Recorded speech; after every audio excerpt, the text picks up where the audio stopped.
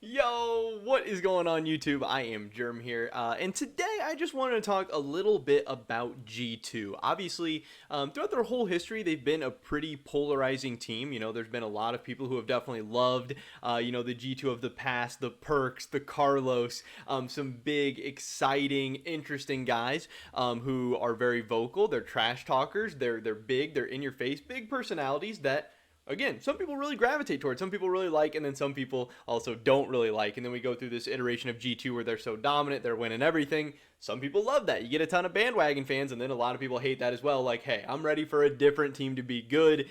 And then, obviously that brings us to the most recent iteration of G2 where everyone's like, hey, this lineup is not, a lineup that's going to compete for world championships, world titles. This is a different G2. This sucks, but you still have Carlos saying, hey, we're going to try and win worlds this year, all this craziness. Some people saying they love the direction G2's going. Some people saying they hate it. So I want to do a quick check-in and just figure out where G2's at this point in time. And I want to make my case for why right now G2 is not a good team in 2022, at least not yet. So definitely drop a like if you guys do enjoy this video. I would appreciate that so much. Subscribe, stay up to date on all my latest content, and consider checking out the first link in the description below for the new merch we just dropped a couple weeks ago. With that being said, let's get right into this one. So obviously G2 made a ton of changes, got rid of a ton of people's favorite players, brought in some new players, and people didn't know what to expect. Is Targamas going to be good? Is Flockhead going to be good? Is BB going to be good enough for G2's standards or whatever? And a couple games into the year right now, we can take a look at the LEC standings. G2 is tied for third. They're doing okay. They are 3-2. They have 3 wins and 2 losses. They're ahead of Vitality, who some people thought was going to be the best team in the LEC, maybe the best team in the West, maybe one of the best teams in the world. They're even with a team, Mad Lions, who, is the back-to-back LEC champions, got top 4 at MSI, got made it to the groups or the knockout stage at Worlds, got out of groups. And yeah, they made some changes. Yes, they're not the exact same team, but again, for G2 to go through all that rebuilding and to still be there, a lot of people are impressed, and a lot of people seem surprisingly excited about G2. And everyone's like, hey, G2's 3-2. They're in business. They're building for the future, but they're also pretty good right now. And I just want to pump the brakes on that a little bit, because what I think is very, very interesting, and I think we might be getting into the territory, where G2 might be like a little overrated, or people are starting really to not understand what's going on with them. When you actually take a look at the schedule and the games, and there's a lot of teams like this in the LEC, for whatever reason, we haven't had a ton of matchups against the top teams, which is really weird. But the next couple of weeks, we're going to get those. G2 is 3-2, but I think the quality of their wins and the quality of their losses kind of gives us a picture of exactly where they are at. You see this first game, they win against Excel. They win against Astralis, who is still Origin on Google for some reason. I don't know when they're going to change that. That's crazy. It's been years at this point. Then they lose to Mad Lions. They beat SK.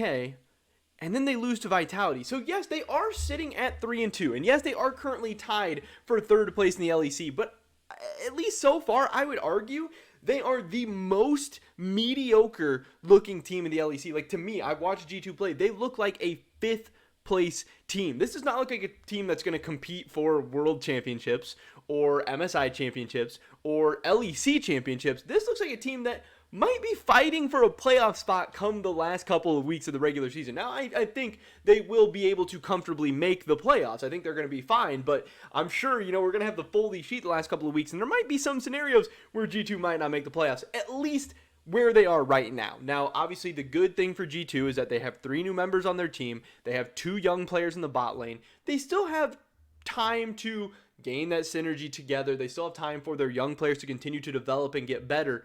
But again, when you look at these games, you have Excel, who, this was a pretty convincing win for G2, 27-17 in kills, really bloody, crazy game. But you had Targamas, as a standout player, going 1-0-22. This was probably Cap's best game of the season. Broken Blade gets 12 kills. Flockhead does pretty good. Overall, it was a good game for G2. Pretty convincing victory. They have this kind of weird game against Astralis where maybe they could have lost. It's close in kills, but they're up massive in gold.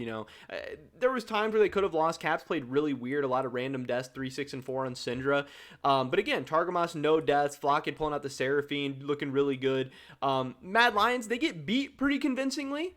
SK, they beat pretty convincingly, and then Vitality, they get beat pretty convincingly. So, G2's kind of had like one close game the whole year. The game with Astralis was like kind of back and forth. Other than that, they've had 4 pretty convincing games where, they looked clearly better than Excel and SK, and they looked clearly worse than Mad Lions and Vitality. So I really do think G2 kind of looks better than their record right now. And again, I don't, some people, I know coming into the season, a lot of people were picking them as the 3rd best team. I think consensus, at least from what I saw, general opinion of the LEC was like Fnatic or Vitality, and then Vitality or Fnatic, whichever one you didn't have at number 1. And then a lot of people were taking G2 third. Rogue made some changes, Mad Lions made some changes, and some people thought that both Rogue and Mad Lions lost their best players, and they're going to be hard to replace, and that G2 didn't lose their best players. Some people thought Caps and Jankos were the best players from G2, so while other teams are losing their best players, G2 is replacing, their struggling players, or their underperforming players. But man, so far into the season, G2's already lost to Mad Lions, and I don't think anyone right now is saying that G2 looks better than Rogue. And then you still have Fnatic and Vitality, who are going to look really, really tough. So again, even though this is a rebuilding year for G2, even though they have some young players, I'm kind of worried about them right now. I'm a little bit, I don't, at the end of the day, I'm not like a huge G2 fan. I don't have really a rooting interest in the LEC. I just like watching, I just like enjoying. But like if I was a G2 fan, I would be worried and concerned right now because this is not looking good. Again, this is, they look night and day different against the top teams. You have against Mad Lions, Targamas going 0-4-3 on Yuumi. Against Vitality, you have Targamas going 0-3-5. Right now, G2 is kind of that bully beating up on the weak teams, beating up on the weaker kids, and then not showing up against the better teams. And maybe that's to be expected for younger, inexperienced players, but Caps and Jankos aren't really showing up either. They're not performing like the best mid-young duo in the LEC. They're not performing like the best mid-young duo in the West. They're definitely not performing as one of the best mid-young duos in the world like this team needs them to be if they, want to be where they want to be at the end of the year. So this is really, really worrisome to me. Again, I think there are some worrying trends right now going on for G2.